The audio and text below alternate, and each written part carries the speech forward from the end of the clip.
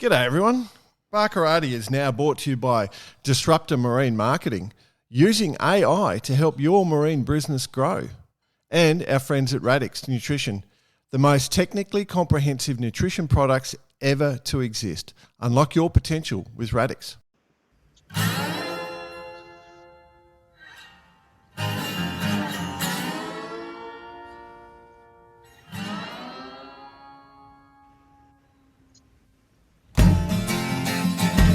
G'day listeners, welcome to Barkarati the Sailing Podcast. My name's Jordan Spencer and it's that time of the week where we get to hang out with some really cool sailors, but of course I have to share the mic with a few of my idiot mates.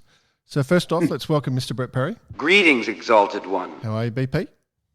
Oh, I'm well. How are you going? Well, a bit of banter during the week, obviously back and forth, not working out different time frames and all that sort of stuff, but that's life. I'm in San Francisco and found out during the week that our super sub's coming over to do the same race I'm doing. Yeah, challenge is on. The challenge is on, the Barkarati Cup. Well, let's bring in the other bloke. He had a voice that could make a wolverine purr. Mr. Nick Bias. I'm speaking very quietly. Right. Very early morning in Greece. Very early morning in Greece in the final household. Preparing for the Aegean 600. Oh. But onto the Pacific Cup. I think we should run a book with Barkarati. Absolutely, the Barkarati book. Yeah. Well, Super Sub VBP. Yeah. We could get a few odds. I might get my people onto your people. They can get some odds down and let's see how we go. Well, I mean, you seem to have access to some good artists. Maybe you could do some nice artwork as well. Glorious. Yep, in Greece team. As mentioned before coming on air, believe it or not, in a white villa. Got a blue door, got a terracotta roof. Couldn't get much better. Pretty nice. Cool. Lovely. Let's find out what the super sub thinks about all this. You guys know how it's hard to be friends with me because I'm so awesome? Stacey? I have noticed that you've changed the intro to two of my idiot mates to a few of my idiot mates. So I'm honoured to be brought into that circle. It's a true honour in life when you get recognised as an idiot, trust me. Yeah. Or recognised as part of the few. Yeah, a few idiots. This is an exciting time. All of Jay's mates are superly smart and intelligent, you know. He hangs out with us just to feel good for the week. For the listeners, Jay is just completely freaking out right now. His head's about to explode, and everyone knows which would not be a fucking disaster, an absolute. It wouldn't be a small happening at all. It would be a big explosion, wouldn't it? It would be a natural disaster. I think the world would go into a disarray. I don't know whether he's excited, he's scared, he's afraid. No one knows. But talk us through it, Jordan. How are you feeling right? Lay down on the couch, old fella. He doesn't quite know what's coming.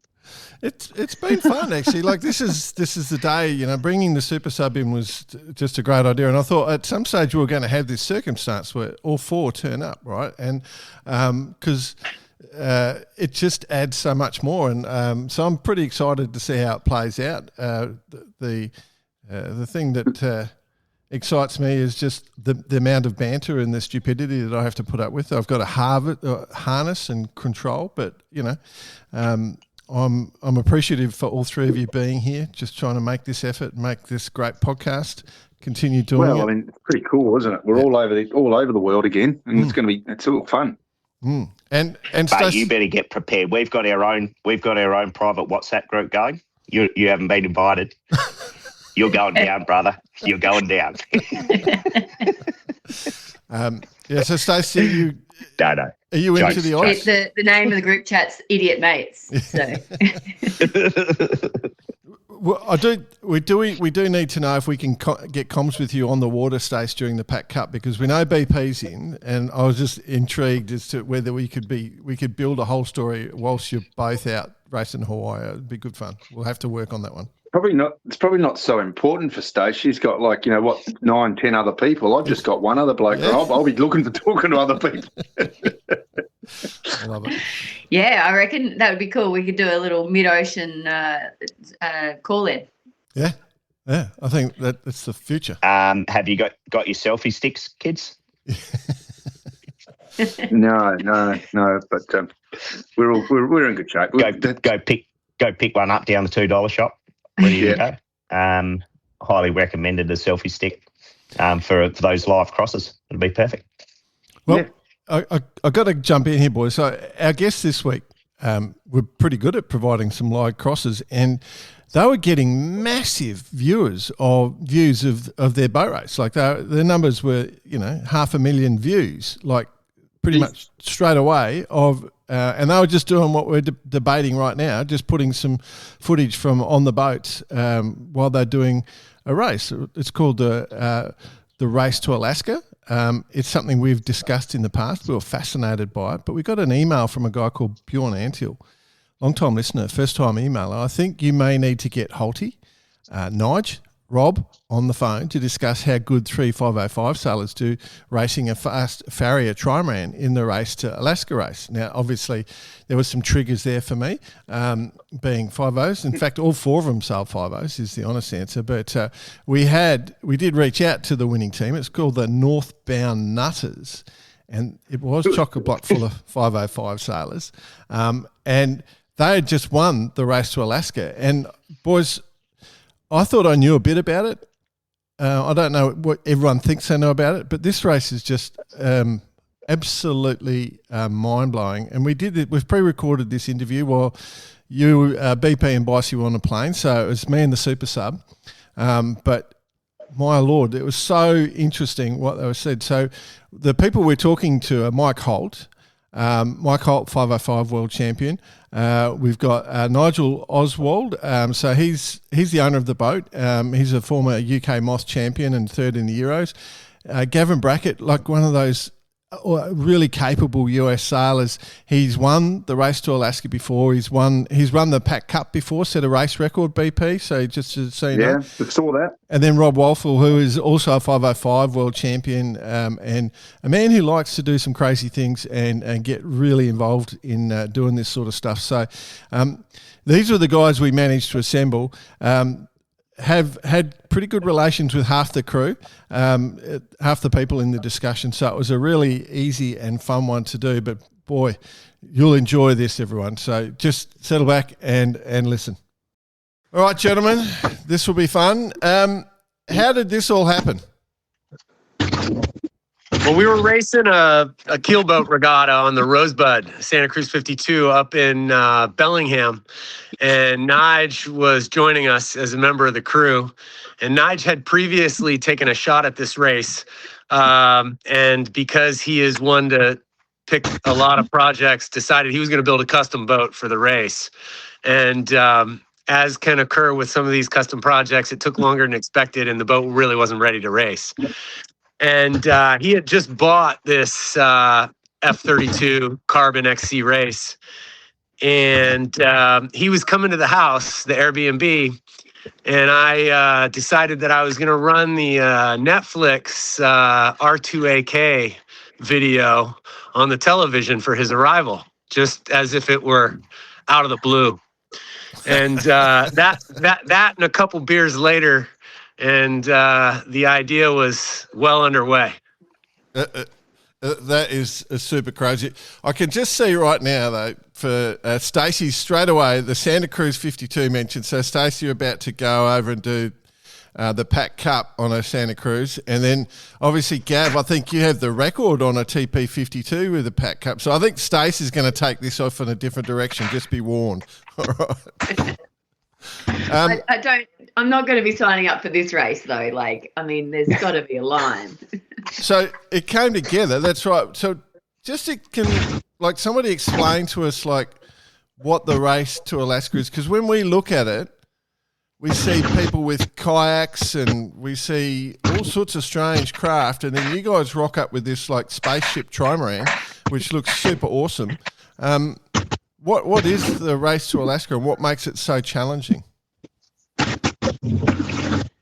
Gav, do you want to take that, or should I take that? Yeah, what makes the race so challenging, and just to reaffirm what the question. Yeah, so picking like our vessel, I mean, like last time we were also in a large monohull, and you were showing up, like we said, in a kind of like felt like a machine gun to a knife fight with our boat a little bit. And we have so far to go, and there's so many challenges on this race that are not like your normal ocean race, because we have all these tidal gates and logs, sometimes even trees in the way, or whales. So making the pick of your vessel, and then like ours is definitely a weapon for the Northwest with our large rig, and very easily to move with the pedal drive. Great machine, but yeah, we had to work together to make sure it got all the way there. Is the big part. But I love the race, because you do see everything from like your little kayaker to medium-sized F-27s, and all the way up to us, or bigger monohulls on occasion. When you're signing up, obviously you have no idea who else is signing up, right? So, and there were a couple other relatively fast, in theory, relatively fast multi-hulls in this race as well, that we thought might end up being a bit closer, even for a short period of time before they got sort of weathered or frozen out a little bit. But they kind of struggled in the light stuff for the first night. That was pretty breezy and lumpy, and so this big gap opened up. But you never know when you sign up. We were told there was a Seacart 30 entering as well, which we thought would be a really good battle. But yeah, once all the sign-ups were in, it was pretty clear that we were the fastest sailing boat. So at that point, the pressure's more on just managing it and not screwing it up, not breaking stuff, which I think is very easy. So to break stuff, not the race. The race is not very easy. Breaking stuff is very easy. It's an interesting thing, because there's a couple of key elements. One, if you follow the race, there's a lot of humour in the way it's all put together. There's a lot of fun. Some of the race reports have the most amazing headlines. They hammer the $10,000 into a log, and you just go and you've got to pull that out, and then second place is a set of steak knives, which is just brilliant humour. And then I watched some of the video of you guys racing, and you're sitting at the back of the boat. There's no wind, and you're madly pedalling, and Holty, I see you there, you're pedalling away, and you've clearly just got off a bike now, pedalling away and driving the boat and watching, I'm guessing you were watching the soccer. Is that right? What's the story there? You can paddle? Yeah, so I think the whole premise for the event is different to anything we're used to. Right? We're used to the racing rules of sailing and competing under those sort of tenets. And this race really, Rob's the lawyer in the team. He'll describe them better. But the rules are, no engine, which means if you've got a boat with an engine, you have to take it out. So no engine at all. And you can't break the law. And that's pretty much it, right? It's anything goes from there on in. So you can row, you can pedal, you can paddle, you can sail, whatever your imagination can think of in there. So the whole sort of premise for the race is completely different to anything we're used to. You're racing in waters that we wouldn't normally consider racing waters, which is, as Gavin was saying, there are some of the course takes you inland deliberately to make it more complex, and then other times you're racing in the open ocean.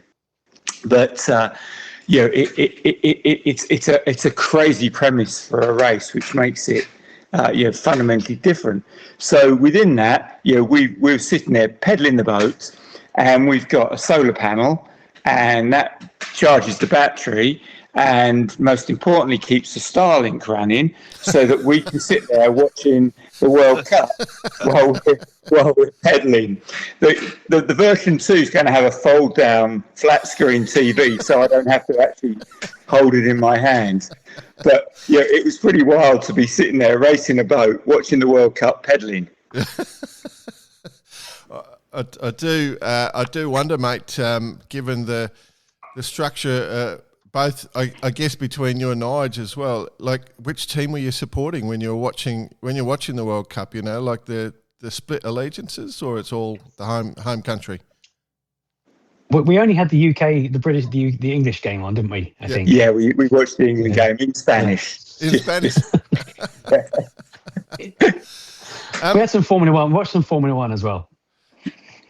I think, Stace, jump all over me because I'm going to dominate until you jump in, all right? So just jump all look, I was just going to ask, so that if there's two legs to this race, right? So there's a qualifying leg. And what I could understand, there's people rowing boats in this. So how does that work? Because then the next leg is 750 miles?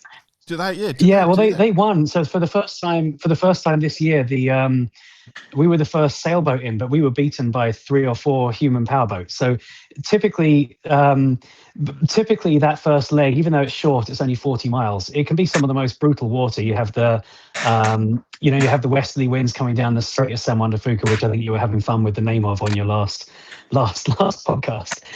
But you end up with pretty short, nasty seas in there. So what's the most common situation is you have that westerly kick in, and they like to send you out in a really strong ebb, so you have some nasty wind over tide. And what will typically happen is you have 2 days or 36 hours to get there, because the human power boats have to really pick they have to hug the shore and then pick when to cross to avoid the gnarly conditions. So this year I think was the lightest of the 10 times they've run this race. So we were the first sailboat to go by, and for a minute we were pacing it was kind of cat and mouse with the fastest human power boats. But then as the tide changed and the wind dropped at the end, we were struggling doing 2 knots against the current with our pedal drive, while they're still doing 4. And 3 human power boats beat us in. But it was ideal conditions for human power on the proving ground.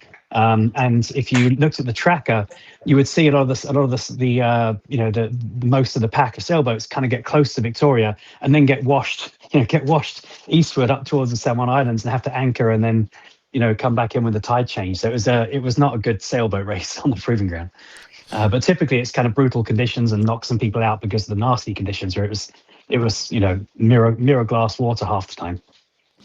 Yeah. So I think Stacey and I both sort of hung up on this a little bit. Do the human powered craft, like a kayak, for example, do they do the 750 as well, or are they just doing the proving they're ground? They're still doing it. They're currently doing it. Wow. If you watch the tracker, it's incredible. I think nuts. The first one, they're nuts. the boogie barge finished yesterday or the day before. They were the first one. Yeah. So, because Gav's... I can't get my head around this. Like I've chosen some bad choices in life with my sailing, but I mean this is crazy. So yeah, I just can't understand a kayak to 750 miles. No. And at least some of them, like the road cruisers, you've got sails up, so you've got some hope when the wind's in the right direction that you can take a break, right? But there's a bunch of I can't imagine every stroke having to get there. So I've got a suspicion Gav's seen a couple going past because you're delivering the boat back. Is that right? Yeah. So we just, 2 nights ago, we're in Shearwater, and we're getting dinner. We look over and these guys have like 4 plates of different French fries and burgers, and they're like, oh my goodness, it's the Northbound Nutters. And I'm like, are you the lead kayakers? They're like, yeah, dude, we just stopped. It's our first dinner stop. Wow. They literally have like 2 burgers each, and they just kept French fries just kept coming out and out. Wow. They're eating like 4 dinners, and like tough guys. I think their biggest day was 60 miles. They said. Wow, that's just like lot. Super lot on the pedal drive, and they were getting a hotel for the night and taking a little break. But good to run into them. Also ran into Boogie Barge on the way south. Team Boogie Barge, and we gave them cookies, and they were quite excited about that. So, have you seen, Gav, on the Tracker Junkies page? You're now being called you're being called the Southbound Nutters, and people are posting pictures as they're seeing you stopping at places. It's kind of fun. Oh, that's pretty fun. So I do a bit of kayaking myself. I paddle. I like paddling, and I sort of equate it to it's about the same speed as a slow run. So doing 60 miles or 100 kilometres in a day, that's a long day. That's a big day. So, that's kind of crazy. So obviously you guys came together to race, and you got, as we said, you got the flash boat, the Super Race Carbon Farrier, which is a 32-foot trimaran, right? It looks... So, Rob, you're a man used to luxury. Was it all paradise on board? No, not at all. not at all. No, it was quite Spartan, but sufficient and surprisingly dry, frankly, Okay. for how wet the outside was. I don't think I've ever had a V berth up front that didn't have a hatch and a bunch of hardware that leaked in a wet ocean race. And bow stayed pretty darn dry. And we weren't sleeping up there or anything, but we had a lot of gear up there. And I don't think it leaked once. I think we had a lot of condensation on the walls and the roof and whatnot, but it was actually a pretty darn dry boat, given how wet it was on the outside. I do have to throw to Gavin here for one thing particularly, because we're talking about, Stacey, you and I sort of hung up with all the different craft, right? Like, and I think Gavin you're not shy of a bit of a weird craft. Did you build a proa? Yeah, powered outrigger. 25 feet with a 25 horse outboard, 16 knots to the gallon an hour. So are you the crazy one that sort of was the catalyst for this? You know, like doing a little bit weird, or like who is the crazy one? Is it Rob? Is it Holty?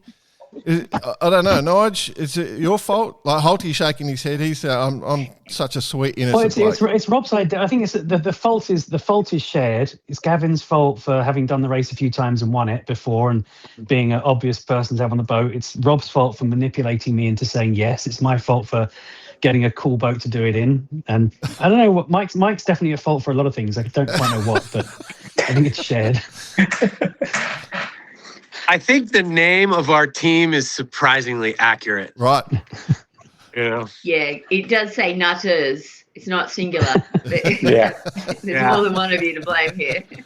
Yeah. I think there's far crazier people on the race than us. I mean, we just wanted to get it done quickly and get off the boat. Like there's absolute crazy people out there right now. So, but I think that's what appeals to. I don't know, Stacey. I don't know if I'm talking for you, but that's what appeals to us looking at it from the outside in. I mean, I look at in Sweden, you know, where they get on the F-18s and race through all the archipelagos there. I mean, that to me looks like a lot of fun. They're the sort of things that interest me now. And like your race, that's something I think would be unreal to do. Like there must be an element. I mean, obviously, Holty and Rob, 5-0 guys.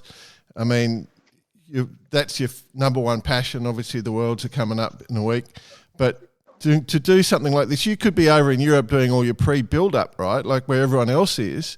But no, this race to Alaska, there had to be a reason you chose to do the race to Alaska, you know, rather than building up for 5-0 Worlds. I think it's one of those events, like you say, it gets huge amount of media attention. And so you're kind of passionate about it before you even do it. We've all watched it previously. Gavin and Nige have done it. And when Rob stirred Nige into doing it, it really wasn't something you could say no to. You know, it was I did say no. My first response was no. Mean it, though. You definitely didn't mean it. Your arm wasn't far behind your back when you said yes. I didn't think you were serious. I wasn't. But So after all that, turns out it was just a joke idea. Yeah, the whole thing was a joke on someone. Yeah, exactly. I was dead serious from the beginning. Yeah. You're man after my own heart, Rob. I love it, mate. Yeah. So I have to I looked into it. Like, so being an Australian, if you ever been here, you can step out your back door of your house and something's trying to kill you, right, in Australia. So I googled what can kill you doing the race to Alaska, and the list came up: bears. Right. So like we could just stop at that, but the list keeps going: killer whales, freighters, tidal flows at 10 knots, logs in the water, and the cold. Wow. Did you experience the whales are the one wrong thing on that list. They're the only thing that's not going to kill you. Everything else, sure. Okay, but they were like chew on your boat, or No, they don't do anything. They're just amazing to look at. It's only the ones off of Gibraltar that chew off your boat. Okay, all the they're other the ones bad. don't. Yeah. And did you see any killer whales during your race? Yeah. A lot. So one day we must have seen 25 whales, a mix of humpbacks and orcas and minkies. And there was a pod of orcas that kind of paused where they were traveling to and goofed around the boat for a few minutes. And I thought I'd got the most amazing video ever until I stopped looking and I'd pressed it twice and I had 1 second video of water instead. But there's a lot of whales around, and they're whales with the stunning scenery. It's all so dramatic. It's incredible everywhere you look. Really, really cool. That's a great question, Stace. Like, what I'm interested though, and maybe I'll direct this at you, Gav, being the master of this race, having won it multiple times, to extend Stacey's point.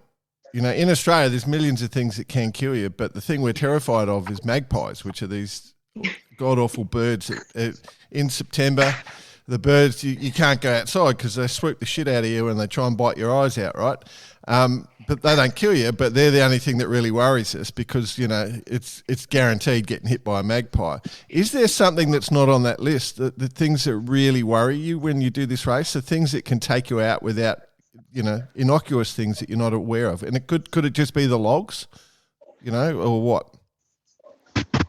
It's definitely the logs, because like I said at the start of this race, this is my third start. The second start, I was on a 35-foot trimaran, and we had a rather large collision with multiple logs. Broke off part of the bow of the starboard ama and cracked the main hull on the main boat in the dark. I was driving doing like 14 up winds and just no visibility. So I tried not to, you tell yourself that logs sink at night to try to calm yourself down. Like whales and icebergs do.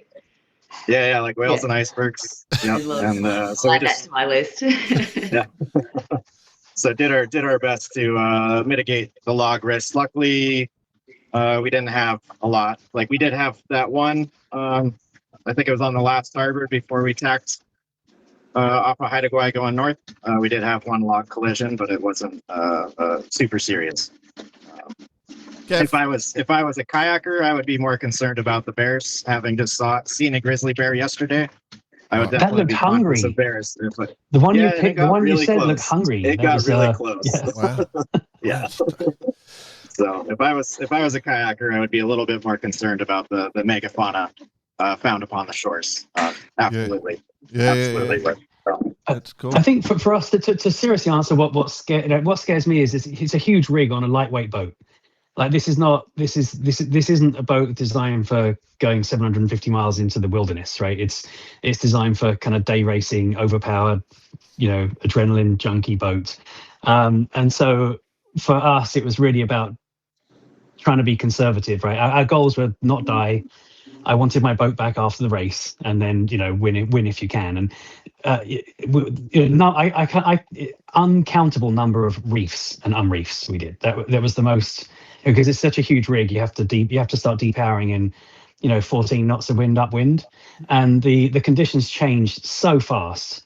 That's really what we had to kind of be on, was not flipping the boat over, not smashing into logs. That were kind of the two biggest things. And then once we realized we couldn't actually sleep at all, then it all got harder to make good decisions. So that's crazy. Hey, just before we'll come back to what you've just said, Nigel, but with Gav, when you hit the log with that trimaran the first time, is that where you got the idea to build a proa? Yeah, the proa was actually the first race. The first race we were going north into the Johnstone in the dark, much like we were this time, and it was blowing once again like over 25. And this little craft came out of the darkness and started doing donuts around us. And Simon was like, "Oh man, it's Josh from Quadra." And it's like, "What is that thing?" A powered outrigger. And then on our way back from Alaska, we saw it in Campbell River, and then later on saw Russell Brown, who was the original builder of that boat, and that's kind of what started that full circle. Very cool. Very cool. I see Holty grinning away. You know where I was going, Holty. So I think that's very cool, though. I do love the different sort of things. So I guess, Nigel, for you, I'm interested. Were you and Holty mates back in the UK? Is that like you got common?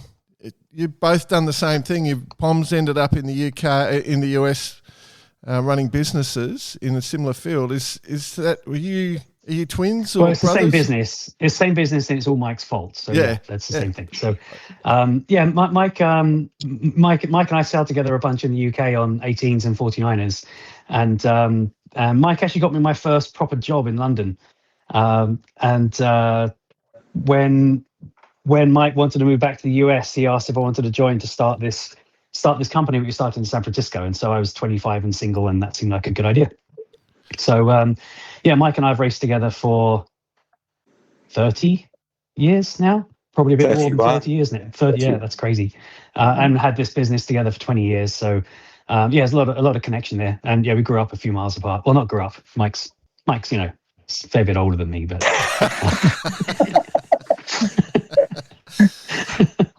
It's getting less and less as a percentage, Nigel. It's down to like 3% now. Yeah, right. Okay, so that common passion. So you guys have obviously been mates for a long time. So I'm surprised I don't think we've ever met before, Nigel. So I apologise. That's my fault. But yeah, no, I haven't. I raced 5.0s a little bit. Mike dragged me into them when I moved to the US. But I used to race moths and stuff in the UK, and I'm slowly getting back into 5.0s now. My kids are heading off to college, so hopefully I'll be around and travelling a bit more doing that. Yeah, so do you guys in the same business? You were a UK champion in the Moth, got third in the Euros, and then Holty's world champion. Does that come up in meetings? Who's got more credibility based on sailing results? He's got much more credibility than me. Do your staff get frustrated with the conversations? Well, yeah, but not that conversation. And we don't work together anymore, by the way. As we both, well, Mike's pretty much out of it. I got out of it a few years ago, and okay. But yeah, I think they got frustrated with a lot of conversations, probably how much sailing was going on. Yeah. Okay, Rob, for you, mate, obviously, being a high intellect, good looking bloke. With everything going for him, being a forward hand on a 505, you're the most perfect man on the planet, basically. You're part of that elite group of human. Is it hard to hang with this group? How did the banter go on the boat? We're always taking shots at each other. And I think a lot of, athletes who spend a lot of time together, if you're not taking the piss out of your teammates, then usually there's something wrong, right? Usually there's something wrong. So it's I would say, 50% of our conversation when we have energy is just ragging on each other, right? Trying to pop fun at each other. I've spent a lot of time with Nige too. We sailed together back in the early 2000s in the 5.0, and it's been great. We actually were both liveaboards at one point in time in the Emeryville Marina. Neighbors, he was a few boats down. So it was a real special thing to be part of this group, and we had a lot of fun together. And Gavin, who I know the least out of these. Out of the four of us, obviously, he is so easy to get along with and so intelligent, and frankly saved our butts many, many times on this race. So he just rolled right in, no problem at all, and was a huge benefit. In fact, probably the MVP. When we got to the finish line, Stan Honey was there, and Stan Honey came up to me and commented, you guys navigated this race flawlessly. That was not me, and it was not Nige, and it was not Holty. That was Gavin, 100%. Wow. And Gavin did that very, I would say, with a lot of discipline and a lot of consideration, and he expressed the proper opinion many times, even when guys like me were disagreeing with it. And he was right, and he was proven right every single time. So I think this team was great to be part of. I feel it was very serendipitous that the four of us wound up doing this together. And I just feel incredibly lucky to have done it. And you were asking about the race earlier. This is so much different than any race I've ever done before. Even in the longer ocean races, you're kind of going point A to point B, and maybe you have to miss some land in between. Nothing like this. This thing is going up the Campbell River and the Johnstone Strait and all of that with the 10 knots of current going upwind was something that I had not seen before. And it was a grand adventure, and it was cool to have spent so much time sailing and still see so much new stuff from this race. So I think, I'm really glad I did it, and I can't wait to do it again, frankly. You're on that early. You're so on that. I'm on it early. I'm on it early. You got to have a few months of regret before you start going, oh, you know what? I could do it again. So it's a good question. Would you all do it again? I mean, Gavin, you've already proven that you're nuts. So, I'll probably do it again. Might take a little break though. See, we got 2 years till the next one, so that's plenty of time to forget the worst parts. It's amazing how quick the worst parts fade from your memory. But as so many people ask, they keep coming back as, oh yeah, that was the one night in the Johnstone Strait. I don't want to do that again. Yeah. So, before you guys jumped on, Rob did actually say that he had it was probably the most dangerous night. I think, was that your wording, Rob? The toughest night on a yacht ever? Certainly tied for the scariest. I mean, I've been in a race where 2 out of 3 of us were overboard, and that was pretty freaky. But I think, the Johnstone Strait was the real deal, and it was pitch black, and that boat is very light, and you can't see these giant waves that are coming at you when you try to tack. So you never know whether you're tacking in a flat spot or you're about to launch the boat into a huge wave. Yeah. And we had a couple failed tacks where mid-tack, we'd stuff it into a giant wave. And I looked back right as we hit a giant wave, and within a second, the whole boat was surfing backwards. And, that's not a big deal when you're in the ocean, right? You can take 10 or 12 tacks and get over it, or just stay on starboard and keep going. But when there's a lee shore, I don't know, 1/10 of a mile away, or I don't know, even less. I mean, it was sketchy. And less after the third failed attempt, yeah. Yeah, it was. And you got no engine to save you as well. Yeah. Wow. No. And I think the sketchy part about that too is it's literally pitch black. There was no moon. It was cloudy cover. You could not see a thing. And if you with the strong tidal currents and the low temperature of the water, it wasn't so much like as Rob said, if you're out in the ocean that happens, it would still be super sketchy, but it'd be like, okay, we'll get through it one way or another.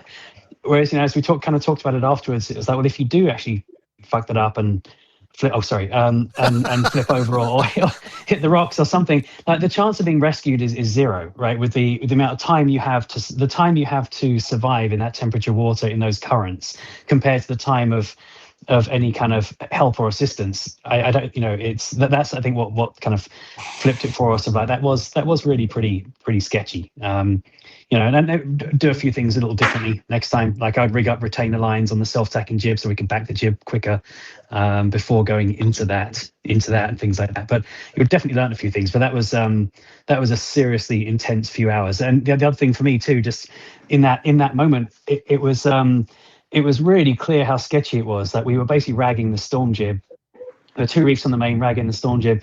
And that just made steering super difficult. But as soon as you bore off a couple of degrees to try and get the boat going, you would suddenly be overpowered and feel like you would be lifting the hulls too much because you also had very little directional control. You didn't know if you were about to hit a whirlpool or a wave. You couldn't see a thing. So you felt like you had to really keep it on the feathering edge.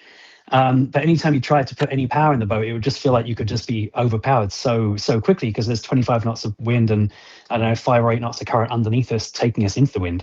The whole thing was just so on edge, and it wasn't just for 10 minutes. It was for a couple of hours getting through those parts. It was a lot. So you've mentioned about the cold water. Were you guys were you in survival suits? Like what sort of gear were you wearing?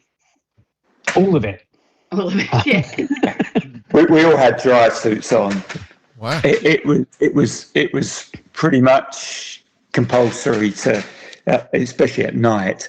It was as cold as I've ever been at night, and I had everything I had on. fortunately, the good news is we were there through midsummer, and so the darkness is very short, but they were still the longest nights of my life. Wow. See, like I'm cold water, wind against tide. Like I'm in San Francisco Harbor, but this is way worse, obviously. This strait, because obviously it's quite narrow, the strait, I'm guessing. I think the narrowest part's like 750 meters. It's not that narrow for that long, but yeah, it's long and narrow. So Gavin might be able to reel the numbers off better than me, but I know the very narrowest part's like 750 meters. I think that's about right there, Nick. Definitely short tacking. Maybe your longest tack is 1.5 miles, dude. But you're going fast over bottom, at least like 14 over the bottom. That time it's going down current, upwind.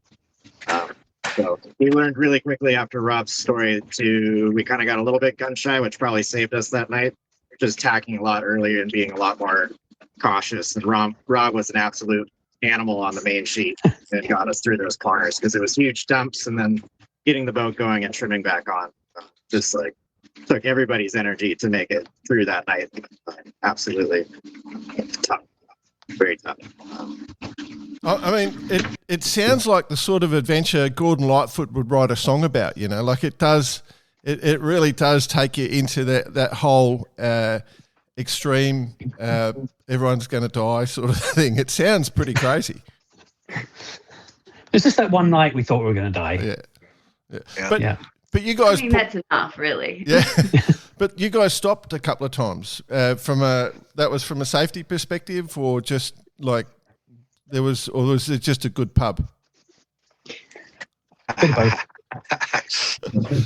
The first one we stopped was Campbell River, so we were racing really hard. I mean, like we got some breeze. Nige and I were up. We had the 0 up coming into Campbell River, and we were doing like 14 coming at it. We really thought we had a chance to make the current window at Seymour Narrows. We were so close. I mean, if we were 20 minutes earlier, we probably would have made it. But we had a huge light section where we were even pedaling for a little bit. We just couldn't quite make it. We fought really hard to get up there. But by the time that we were next to Campbell River, we were already 20 minutes too late. The current was already going 5 knots where we were and over 8 knots at Seymour Narrows. And it just seemed to make a lot of sense to just take a quick break. All of us hadn't really slept the night before because it had been blowing over 24 the night before as well. And we had been so we stopped, had a good lunch, had a little nap, waited for the next tide, and then entered the straits for that next tide. And we really wanted to not miss the next one because the gales the next day were going to be worse. And that's why we stopped in Port McNeill, was for the gales. And by the time that we got to McNeill, like we already had breeze up to 25. And I think like less than an hour after we were at the dock, it was gusting 30 in the harbor and stuff. It was definitely a precaution for Cape Caution, which is a place that you don't really want to play around with. There's forecast to be 2 to 3 meter seas and 20 to 35, and you can add at least 5 to 8 knots at the Cape with the acceleration along there. It's just not a great, and there's tons of rocks and current out there. It's just not a great place to be on a big weather event. That's actually where we're hanging out right now, is waiting for caution tomorrow. Wow. Once again. So Stacey, you're just sitting there, like I'm back there listening to this and I'm thinking, wow, that's intense on a boat. But then I'm started thinking about the paddlers out there again, just going, you know, the speed of those currents and stuff. It just, obviously, yeah, that's insane. It sounds really I think tough. of is you guys stopped, but the kayakers, they're just sleeping on the beach with the bears. Like, I mean, I'm having trouble being convinced on this one. It does sound cool, but I feel like there's a little bit too much nature involved for me. My friends are actually stuck at Cape Caution right now for the last 3 days. It's Lillian, and do you guys remember the other two? There's the Friday Harbor guy and one other guy. I think Nathan was the Friday Harbor guy, right? Yeah, Nathan. But yeah, they've been there for 3 days already, waiting for the weather to come through. Jeez. I think that's what's cool about this race, though, is that I was asked this at the end, and everyone has their own challenges and adventure, right? Everyone signs up for this for a different adventure. our adventure it was an adventure, but it's a totally different adventure to the kayakers or the 30-foot monohulls. Or it's a very, very varied. Everyone has such a varied story on why they're doing it, what they're doing it in, and what their trip's going to be like. It's I mean, it is amazing, and so we're really excited to be having this conversation. So I guess one question I'd ask is, if you were doing the race again, what would be the perfect boat? Like, it's the boat that you just did on your trimaran, Nige, is that the perfect boat? Or, like, if you guys all had your own choice, what boat would you take? No, ask them for a friend. I think it depends on your reason for doing the... Oh, sorry, go for it, Mike. I was going to say, a Viking longship with about 100 slaves doing the rowing. Yeah. There's one just came up for sale in Australia. Multi. It's here for you. It just came up, a Viking longship. I'm kidding you not. With the slaves or not? No slaves? No, the slaves you're going to have to find yourself. But I'm not saying any more on that point. But genuinely, one just came up for sale yesterday, and I was like, I showed my wife and go, "What the hell?" But anyway. So we've got the Viking longship, and they probably were the first to come through. They're past on the boat, except for the Inuits, I would assume. So for anyone else, Gav, what about you, mate? What's your perfect boat, do you reckon? I mean, last time was the Shock 40, which was quite nice, honestly. Just the monohull stuff, we still had to be really careful with the canting keel and worry about logs with the front canard rudder, and it's a hard debate between the monohull and the multi-hull. I think at times, like, the multi-hull was definitely the better boat to have. In the Johnstone, sometimes I was kind of missing the monohull, just at 40 feet would have been cool. And a keel, so you're going to be upright. The keel that keeps you upright, and so I don't know. It's definitely having twice on the multi-hulls. I do like them for this race, but there is times when I do miss the larger monohull. Is still a pretty aggressive weapon for the race. Right. Yeah. Stacey's back in now. I can sense it. I mean, I hear you with the keel. It makes you feel you'll be up the right way for most of the time, won't you? Yeah. So it's how remote is most of the racetrack? Like you were saying, if something did happen and you needed help, like, what's it like on shore? Are there places where you can go in for help, or are you just anchoring in a bay? So I'm going to let Gavin take that one too, but there are not many places once you get halfway up the course. Yeah. Even going up the Johnstone, like, there's only a couple bailout spots in there, but like everything we chose would have been upwinds. So, if you lost your mast or something, it's as remote as it gets in there. But then north of Port Hardy, basically, there's nothing for a couple 100 miles until you're to. There's a couple bays to anchor in, but nothing till Bella Bella.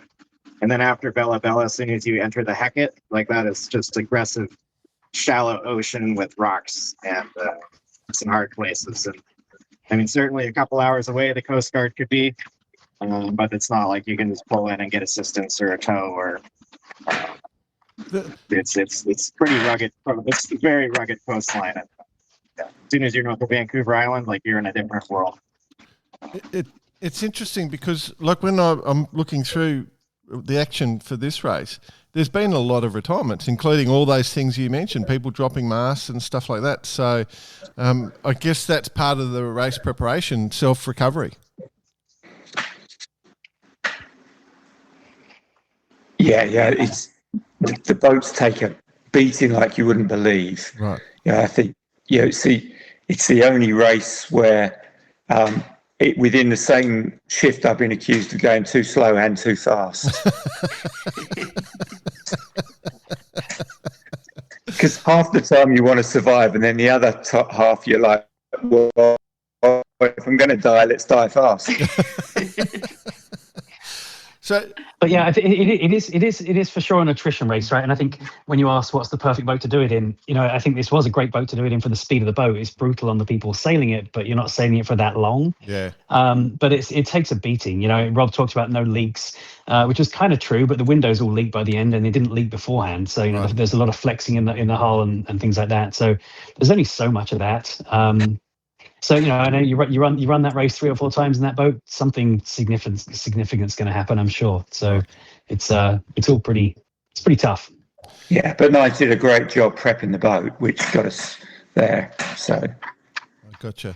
So one of the other interesting things with the race is for the stage 2 starts with a Le Mans start. So how does that work, and how do you decide who's going to? Like, I'm assuming it's like one of the crew runs to the boat, or do you have to swim out to the boat? Like, what the hell? How does a Le Mans start work?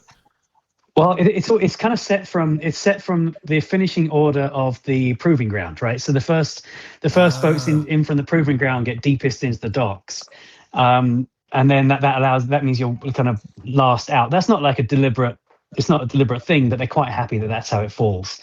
And then we all said we're not going to run, whatever, and then you end up running. So Right. it's like we're going to be cool, and then we're running. But how do you dock off? Like you've got no engine. How are you docking off? Like, are you just? Well, we had a kayak at Lilium was docked up next to us, or docked up on one of our armors too. So, for our conversation with her was just get on the boat and we're going, and then you can lead our boat whenever you get your boat untied. You're all prepped. You have to leave the dock. So the race starts at 12 o'clock.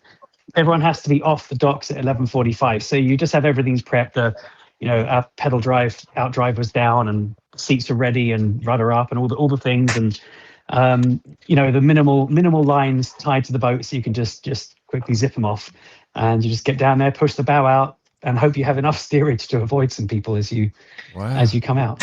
It's a little bit more complex than that because Victoria is also a seaport. Yep. So you're not even allowed to sail. Oh. So you have to use human power to get past the runway for the seaplanes. So you can't put up sails for about a mile, something like that. Wow. So for a mile, it is a human-powered race, which is one of the primary reasons why you have to have an alternative way of powering the boat, just to get in and out of Victoria Harbour. So coming out of there, Victoria is a gorgeous old Canadian town. So it's very scenic, and there are people lining the way cheering you as you go out, which is one of the really cool aspects of the race, is just how much, what a great job that they do with media for the event.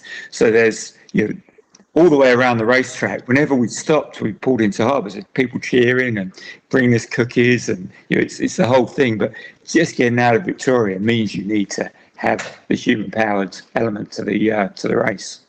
That is insane. I'm just like, everything about this race is just getting better and better. Like, I mean, the only thing I could imagine to make it better would be have like free beer stops along the way or something like that. Like it just, but.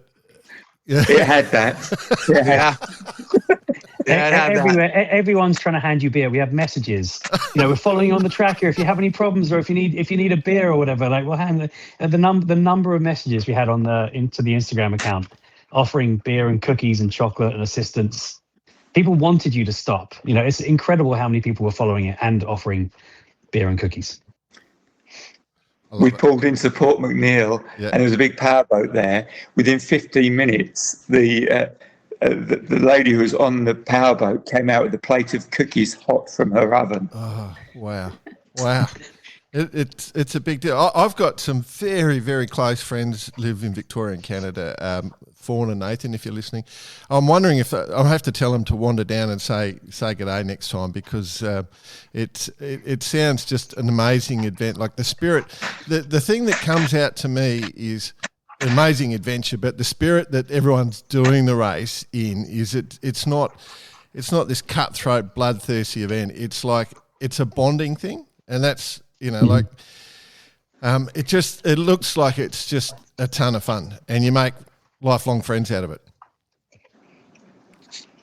Yeah. Yeah, absolutely. I mean, the docks, just being on the docks are one of the most fun things, and they really make it a couple of events. Like, it's a pretty drawn out thing, right? So we have to be in Port Townsend on the Friday.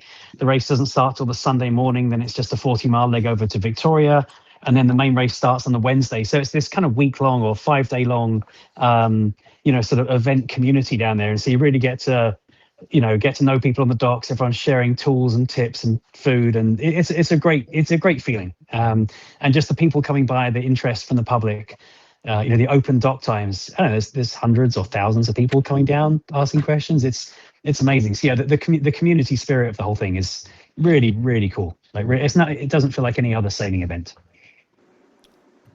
It is very cool. I do have to ask, Stace, I don't know if you've had some thought on this, and knowing you have, the boat names. Like, how much work did you guys put into coming up with the name? Because it seems there's a lot of effort gone into naming boats for this event, and I think we could have a whole phone-in for next time for you guys if you wanted to build it. We could make it a community thing. But, like, how much effort went into the naming stuff?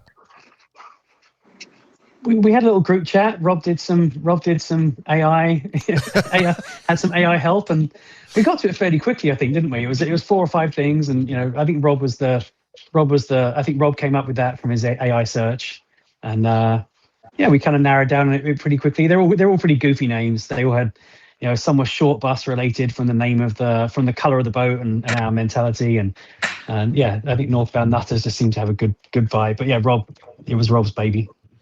Rob, I just fed into AI. We're doing the race to Alaska. We the features I wanted to consider. We've got a couple Brits on board. The boat's yellow. We want it to be somewhat funny. And it spit out a bunch of different ideas, and I just kept telling it, give me some more. That's too serious. Make it more funny. And Northbound Nutters really seemed to fit. Right. I was always told when you're naming a team or a company, you need to describe who you are and what you're doing. So you've kind of nailed it there, guys. The AI picked up on that, Stace. Yeah. Rob, did you, once the racing's on and you're looking at all the entries, did you look around some of the names and go, I wish I'd thought of that one?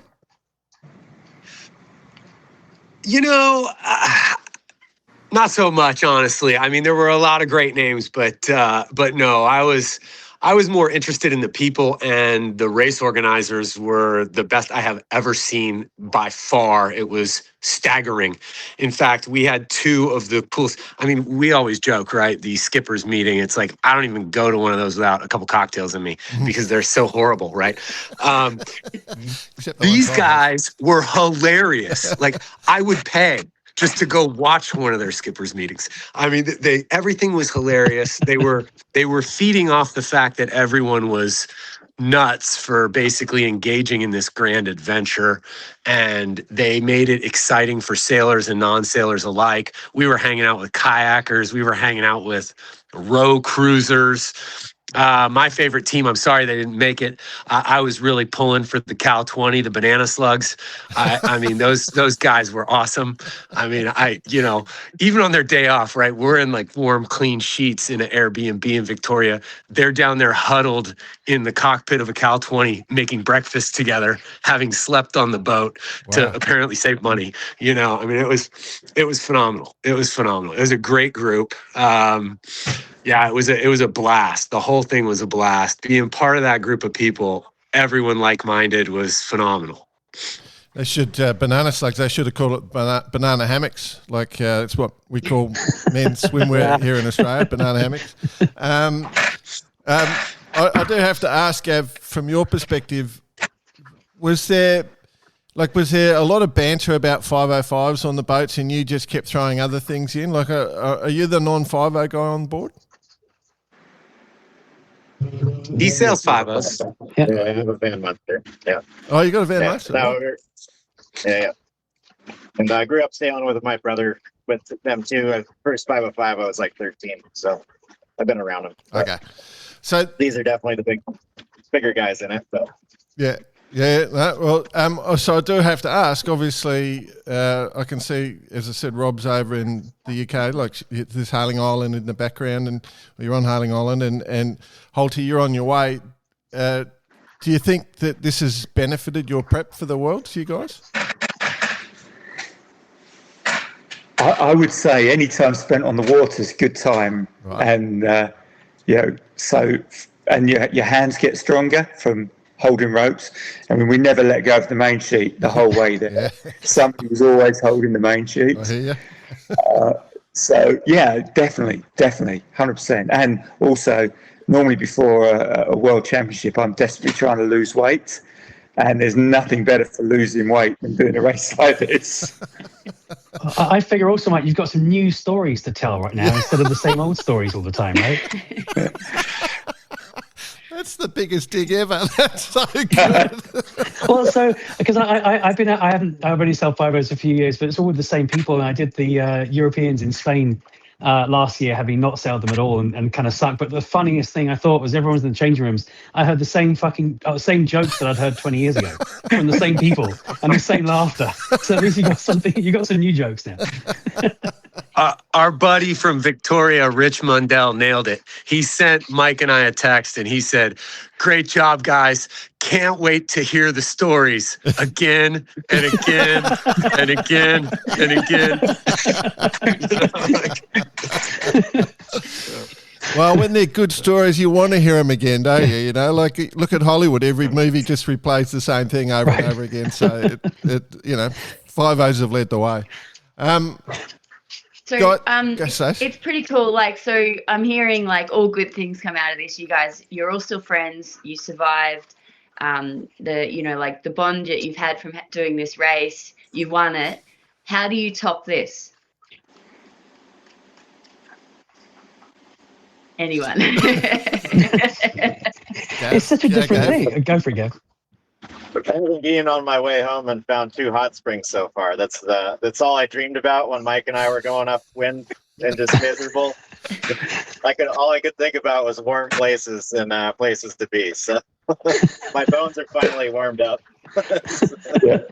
We were talking about where we would keep our RV and what golf courses were warmest when we were out there in the middle of the night trying to find some inner warmth. It was RVs and Arizona golf courses. There you go. Well, I mean, Gav, is it better to sail to Hawaii or better to sail to Alaska? I mean, that's 2 very different adventures, right? So this one's I mean, like Rob was saying, you're going through all these channels and rocks, and your goal is Alaska. I mean, I kind of wish we could have spent a little more time to meet the other teams. I think that would have been really fun. But I've been finding the way home. But some people make this into a really long adventure, right? It's more than a month long for some folks on this trip.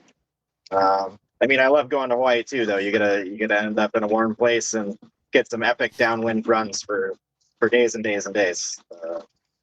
So I think it's really depending on what goal you want to achieve. And I mean, a nice Mai Tai in Oahu is pretty good. So. But a cold beer in Alaska is also pretty good. So. Well, Stace, you want to contribute anything there? Well, I'll after I've arrived to Hawaii in a few weeks, I'll confirm that it is warm and the Mai Tais are good. I probably won't be comparing it to Alaska anytime soon, but never say never. Love it. All right, gentlemen, it's been an absolute joy. Obviously, I want to talk about lots more things, but we're sort of done our time. But I think if you're going again, let us know. We'll come up with some names for you as well. We'll help. Rob will save you a bit of stress, mate. And we'll bring the whole team in. But, it's really, really cool. Good to catch up with some of my friends and make some new ones. Congratulations on the win and opening our eyes to something quite amazing. It was really enjoyable to hear about. Thank you. Yeah, thanks for having us. It's been great to chat. Thank you so much. This has been great.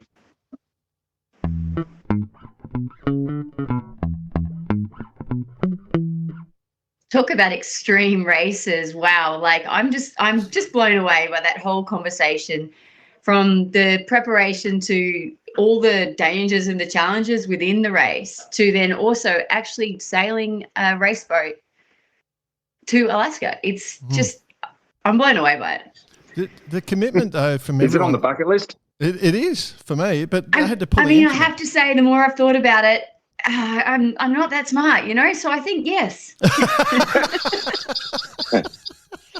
Yeah, none of us are that smart.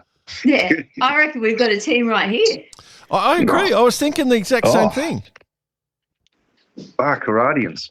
Yeah, Does it mean we got to sail a multi-hull? No, you don't. You can sail anything. You can turn up with, like, when you listen back, Bryce, you'll find you can sail anything. Oh, yeah. I was going to bring my canoe with 4 people. I was going to bring a 4-man scull. Oh, a Canadian canoe. Yep. Yeah, but I'm not up for sleeping on the beach with bears at night. You know, They're quite warm and comfy. Little cuddle, get you warm. Cuddly bear. You shouldn't talk about Jordan like that. I was waiting. It was crazy. The guys were really interesting, and they did want to point out the organisers. It's because it's such a popular event, and a lot of work goes into it. They wanted to say thanks to Northwest Marine Centre, who are the people that do a huge amount of work to organise it. I don't know if they stock the Radix Nutrition, but if not, and you're doing this is a perfect event to use for the Radix Nutrition. If you're looking to, for food, product of like smoothies, meals, any sort of combination, breakfast, whey proteins. If you jump onto Radix Nutrition, it'll be the thing that gets you through and allows you to perform at your peak like these guys did. Jump onto Radix Nutrition, use Barcarati, one word as your discount code. And of course, our friends at Northwest Marine Centre, if they're too busy organising this, while they're away, they can obviously use our friends at disruptormarinemarketing.com.au to make sure that they don't miss any of the leads and opportunities that may go to the side as they're so busy organising this amazing race, this race to Alaska. So if they want to jump on and check it out, you get to install an AI receptionist. You never miss a call or inquiry again, and they'll set up a referral system that'll double your leads within 60 days. So disruptormarinemarketing.com.au if you want to get in and do this race, like Stacey sounds like she does now. I think it's a dream. Well, I think we're good. Like, looks like Bicey's been out for a morning run there, so he could be our runner for the Le Mans start. Yeah. Like, we're already we're ready. I'm born for this sort of stuff. Well, I will tell riding you, off bears, running Le Mans start. You're like a coiled spring, ready to go. You're loaded. You're ready to fire. I will tell you, because it's all human powered, right? As they said, they take all the engines out of the boats, and you've got to use human power. And that Le Mans start, you've got a mile. You've got to go without. You're not allowed to put your sails up either, because it's a port, a working port. So Bicey is pretty handy on a push bike. He can spin the pedals as well. Sprint, like you can make it a triathlon. Le Mans start straight onto the bike. Yeah. Us three will just be sitting there having a cup of tea. Yeah. I might make a few inquiries around the Lorient area. Maybe we could pick up the old Groupama, which has Frank's bike on the back, drop a few props over the back. Think she'll fit in the harbour? Yep. I think it's going to be challenging. About 120 feet wide. Short tacking. The short tacking up the 750 metre wide channel could be challenging in the Groupama. Wouldn't want to get one wrong, would you? And have to go through it again. Well, that's pretty much the interview, mate. Like, they did have that exact issue because the amount of tide. Like, it's such a great discussion. It was so enjoyable to hear. Like, we were blown away, and thanks to all the guys for taking the time out. It was really cool. It was almost as awkward as this, where we had people in all these different countries and people delivering boats, and it was great. So it takes a bit to pull this show together, but it was a good one. Speaking of that event, I just think they just announced that you mentioned the Three Peaks race, Stace, in that. And the Three Peaks is back on, Tasman. I just saw it's been announced that it's back on. It had a hiatus for a while. It is back on. So that could be our warm-up. Yeah, I reckon it could be like our qualifier. Bicey, what do you like at running up hills? Oh, I'm just looking at this hill that I'm about to take on in about 20 minutes' time. and thinking this could be day one training, ready for three peaks. Excellent. It's all coming together. It's all coming together. Yeah. Yeah. And I've got the technique for going down hills. You just roll down because of the extra weight I'm carrying these days. Yeah, you like that when they run down after the cheese. No, here's the cheese. Here comes Jordan. Oh, dear. Anyway, very, very cool Folds in story. half. Very cool story. We should move on. There's plenty on. Yep. We'll touch on both your events, but Sail GP in Portsmouth is, I think, their next event, so 25 to 26 July. Just heads up for anybody that's thinking about being in London at that time. Definitely cruise down for that one. Pack Cup. So what are the start dates, kids? What are the start dates? We've been moved to the 7th of July. Yep. The first, and we're Tuesday. We're starting on the 10th. Right. And the first wave, the first wave starts on the 6th, doesn't it? Yeah, there's the cruise or the cruiser sort of boats are starting around then. We're on the 7th due to the tides and stuff. Bicey, between you and me, mate, who do you reckon will get there first? Oh, there's absolutely no doubt in the world Stacey is going to smash this. Oh, absolutely. I reckon, I'll be honest. I'll be honest. I'm really looking for. I know the little X2 gets up and boogies. I'd be really looking forward to seeing that thing in the trade winds, just smoking it to Hawaii. I'm behind BP. This is actually a test for the Brisbane Gladstone. That's it. That's exactly what it is. I'm actually looking forward to seeing it too as we go past it. and I would hope you are going past it. Yeah. You're only double the size. Actually, how does it look from a trade wind perspective? Is it all shaping up? Yeah, so we're running daily routing. Obviously, as of tomorrow, we'll be doing two routes a day. The high is the Pacific high is sort of settling a little bit, so it's looking good. Basically, a little bit of pressure coming out of San Fran, which is usual. So a northerly flow off down the land, so it can be a little bit cooler for the first 150 miles, 200 miles until we're sort of off the coast, and then you start settling into the trade. So there'll be a little bit of south of westing, and then you'll be starting to work out your best plan across. So it's a pretty important couple of jibes in 10 days. Yeah, right. Got the fishing rods packed. Got the pack of cards? Yeah, all sorted. Games of solitaire for BP. Yeah. No, good luck. Stay safe for both of you. And then, Mr. Bice, how's it looking for you? Because the AGN 600, one of the big 600 races, that can be, as you said, I think, was it last week, how it can either be nothing or everything? What have you got? Well, right now, as I showed just with my little phone camera before, it's 0 knots at the moment, and is going to be 0 knots until about 8 a.m. Sunday morning. Race starting at midday, and Sci-Fi currently has a starting in 38 knots. So she is going to be nuking, at least for the first day. Fortunately, we're going in the right direction, and that's downwind. So she's going to be pretty fast sailing for the first day. And then it's a bit of a dodge between islands and kind of tacking up the other side of the GNC, bit of reaching around. And all reports, you go in and out of different bays and islands, so 0 wind in the lees, and then once you're in a bit of open water, it starts getting super fresh again. But don't think we'll be becalmed for very long at all. Put it that way. Can the listeners jump onto Final's Instagram page and see all those beautiful pictures of the crew that you forwarded to us? Absolutely. Final racing, Insta. You've been training hard. You all look so buffed. all the Greek Greek gods are ready to go. Yeah. We've been given our Greek alter egos, I guess you'd want to call it, and we are ready to go. It's cool. Have you got a waterproof version of your robes to wear, or?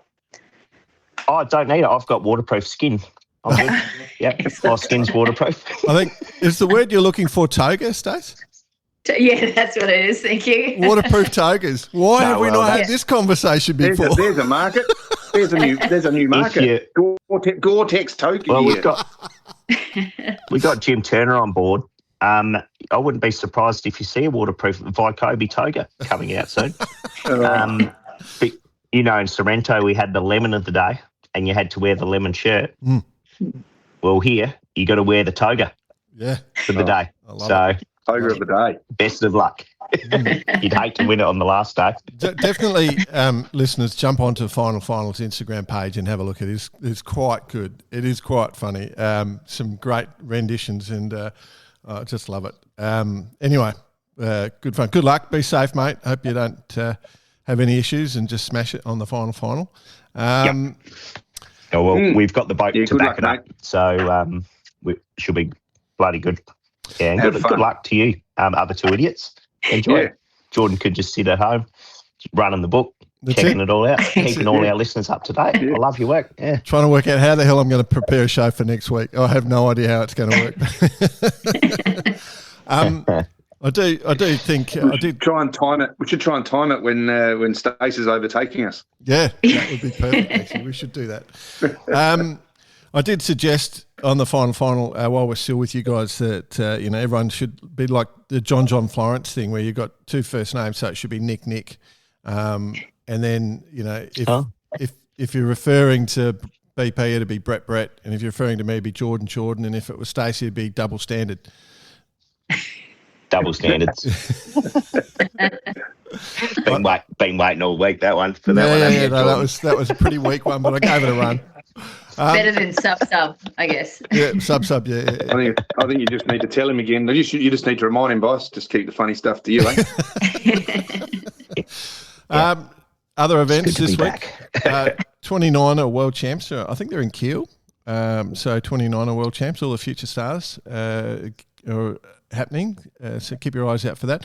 Then, of course, the most important event in world sailing is coming up this week. Yes, cool. It's the event that everyone is excited to wait and see, is the 505 World Champs kicking off this week in Hailing Island. So the number one event where all the most talented sailors attend, best looking, most intelligent.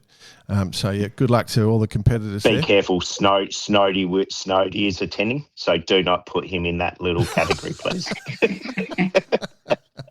Harsh. No, good luck to all the competitors out there, especially you, Snowdy. Have a cracker. Yeah, indeed. Boys, boys team. I'm going to have to change that up. It's You've only said that 4 times already this show. Have I? Oh, sorry, Stace. I apologise. I'm pleased I'm not the only one counting, but yeah. It's a modern world. World we live in now. Yeah, sorry. I feel terrible, especially with the email I'm about to read. Am I the quota? No, you are not quota. You're the standard, Stace, that we're trying to get to. You guys are the quota. That's exactly. Jack Lloyd Listener of the Week. We're actually doing Listener of the Month, boys and Stace. I just did it automatically. That's 7 years of doing the same throw every time. That's what that is. Presented by our friends at Vycobi. They obviously doing some of the most amazing technical gear. See they've signed a big partnership with distribution in Japan. So all the Japanese listeners can get your Vycobi gear. We got the only email I want to mention this week is Stephen Cartwright from the Tasers, and he held me to account, which is good, as you guys just did then. We've got another one that's just popped up. I haven't checked. See, Bretty, check on that. But anyway, Stephen Cartwright, just finished listening to episode 364. You talked about AM, but in 4th place were a couple of blokes from one of Jordan's favourite mud holes, Lake Burley Griffin, Noah Taylor and Andrew Reid. Mud hole. Yeah, Lake Burley Griffin, former crewmate of Pillow, who are also top end of the Sharpie feet. Out little old cruising yacht club, Canberra Yacht Club, the real one, the real CYC, all the best floater. So Steve and I have known each other from a long time ago. So, thanks for pulling me up on that one, my friend.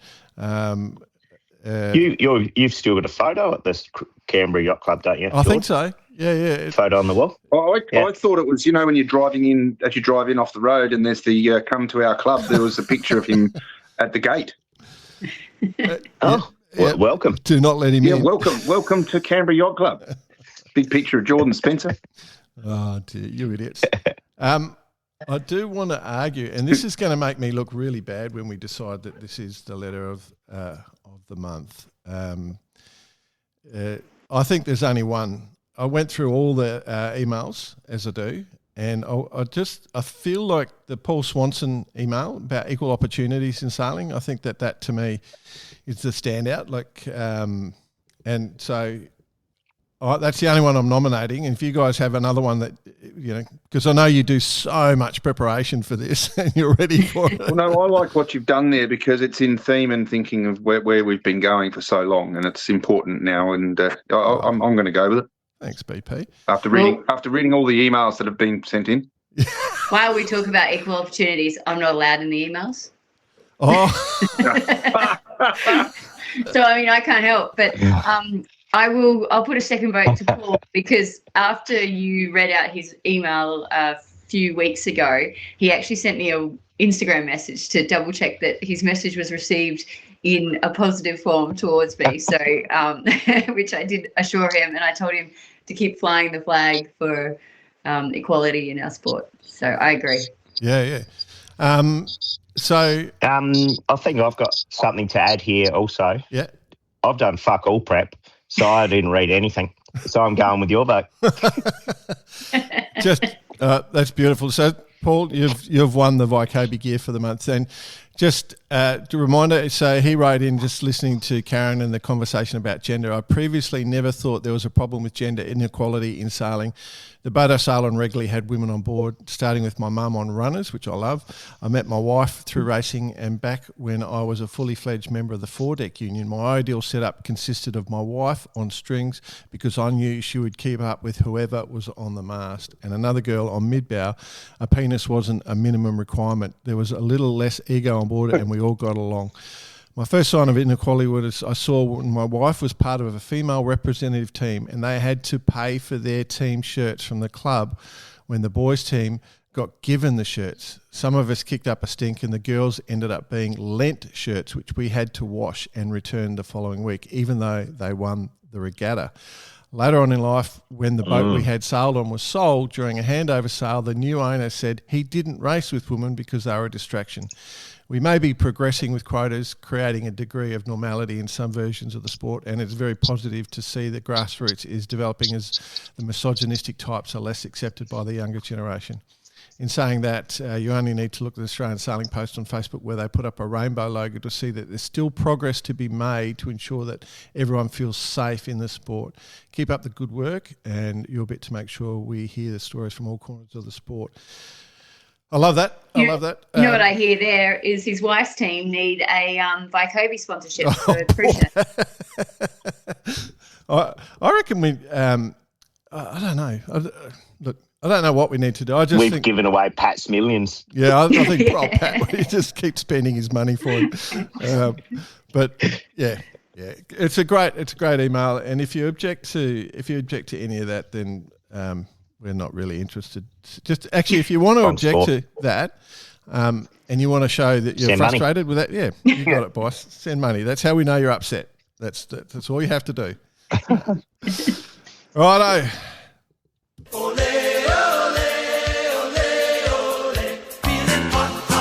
It's hot time with Bice. Now, this is going to be fun. With bias, without bias. Jeez, it's fucking confusing. Who's going to go first? But who's always here? Yeah. That's With right. bias, The standard. With bias. The standard. With the standard back I'll speak about a few of the things that took my eye this week. And it continues in France, team. Yeah. Like just this little area of developing, building, launching boats. A couple of new IMOCAs are out of the stable this week, and they're going to continue to roll out at this time of year. The DMG Mori has come out. Interesting, got a bustle similar to like the cup boats. Mm-hmm. The new Militia, and there's a couple more. Thomas, what was his name? Rion? The third one coming out from Multiplus. Yep. Tomaruan, exactly. Pretty cool stuff. And it's just a different way of doing shit, but they're producing such cool boats. And if we were to think like all that stuff that we went through with the Volvo, and we were looking at the time, the most advanced boat was Hugo Boss. And seeing what these Mockers are doing now is pretty cool. Yeah. Super cool stuff. Yeah. Wouldn't you love the sailing and world to actually get a blueprint of how it's done and have another couple of hubs around the world? You know, it'd be just so cool if it was, you know, broader, but they're just doing it so well, they just can't be stopped. Well, it's interesting, the Militia one, because that's obviously the three teams came together to design that boat, and they've built, some tooling, and three identical boats basically, except on how they fit them out, are coming out of that mould. And, they're the latest, they knew the boats were quick in heavy wind and downwind and stuff, and so they're chasing a little bit of light air performance and upwind stuff. And so they're going to be able to work together, like the gains that were made through the One Design fleet on the Volvo Ocean Race with the 65s were quite, it's changed the way sailing's done with the triple-headed rigs and all that sort of stuff. And maybe these guys will have the same thing, but there's less carbon footprint, lower cost, three cool boats. It's awesome. Well, in saying that, we were just having a little casual chat about the Mockers being built in the cockpit yesterday. Mm-hmm. I don't think there's much cost saving going on. No. To be honest, if you were to put a number on launching one of these bastards, there's not much expense held back. So, either way, super cool. And not to mention all the, the big boats, the old teams, what their plans are. They continue to thrive as well. So, cool stuff. Loving the French scene. Certainly is. Loving it. Yep. So here's another one, mate. Stace, you and I probably cross over in this one. Admiral's Cup entries are open as of yesterday at time of recording, 1st of July. So it's going to be interesting to see any new teams come to the forefront, or current teams, what are they doing to win the Admiral's Cup? Exactly. So got your ear to the ground on any of that, Stace? Yeah, well, it's going to be great to see that regatta roll straight into the next edition. Because I mean, for me, it was one of the best events I've done. Whether it was the racing or just the closeness of all the boats and how tight it was on the racetrack, to just the media coverage and everything of the event. So it's nice to see it kicking off again. And yeah, it'll be interesting to see if we're going to get bigger numbers, because there were 15 teams last year of the last edition. So, I know our guys are talking good stuff about going again. So, being the Team Jolt, do you think the final will sign up? Oh, I reckon I'll tell you in about 1 week's time. We've got a couple of days at sea coming up, and genuine desire to see that boat on the start line again. It'll depend on a few different factors, but it's definitely on the table, 100%. Awesome. Question I have, let's be honest, the weather last year was pretty spectacular on the Solent, and the sailing was unreal. So is it going to be get back to what the Solent can really throw at you next year? It's kind of the wind gods know, let's get them in, let's get 20 boats on the start line. And then let's do a brochure. Let's do a brochure of last year and invite them all back. Yeah. Yeah. I mean, because the Fastnet was also there was a fair bit of relief as we were approaching the start time of the Fastnet when we were seeing the forecast.